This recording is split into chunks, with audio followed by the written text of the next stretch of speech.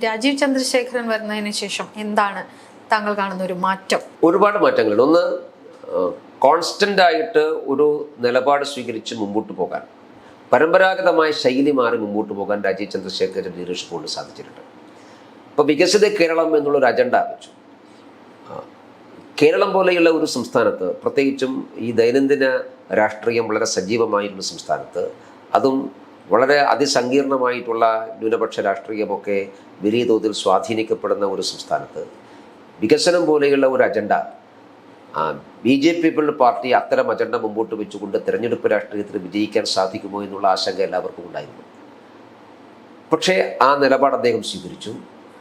ആ നിലപാട് ഒരു ഘട്ടത്തിലും ആ നിലപാടിൽ നിന്ന് പുറകോട്ട് പോയില്ല അദ്ദേഹം. പിന്നെ അദ്ദേഹത്തിൻ്റെ കഴിഞ്ഞൊരു 6 മാസക്കാലത്ത് ഏറ്റവും കൂടുതൽ BJP കേരള ഘടകത്തിന് ഒരു പ്രൊഫഷണൽ ടച്ച് കൊടുക്കാൻ അദ്ദേഹത്തിന് സാധിച്ചിട്ടുണ്ട്. അദ്ദേഹം ഒരു പ്രൊഫഷണലാണ്. ചെറുതാകാം വലുതാകാം, BJPയുടെ ഏറ്റവും പ്രമുഖരായിട്ടുള്ള കോർ കമ്മിറ്റി അംഗങ്ങൾ മുതൽ താഴെയുള്ള ബൂത്ത് കമ്മിറ്റി പ്രസിഡന്റുമാർക്ക് വരെ ചുമതലകൾ വീതിച്ചു കൊടുത്തുകൊണ്ട്, വർക്ക് അസൈൻ ചെയ്തു കൊടുത്തുകൊണ്ട്, ഒരു വലിയ വർക്ക് ഡിവിഷൻ നടത്തിക്കൊണ്ട് എല്ലാവരെയും ഈ തെരഞ്ഞെടുപ്പ് പ്രവർത്തനത്തെ ഇൻവോൾവ് ചെയ്യിക്കാൻ അതിന് അദ്ദേഹത്തിന് ഒരു ശാസ്ത്രീയമായ പദ്ധതി അദ്ദേഹത്തിനുണ്ട്.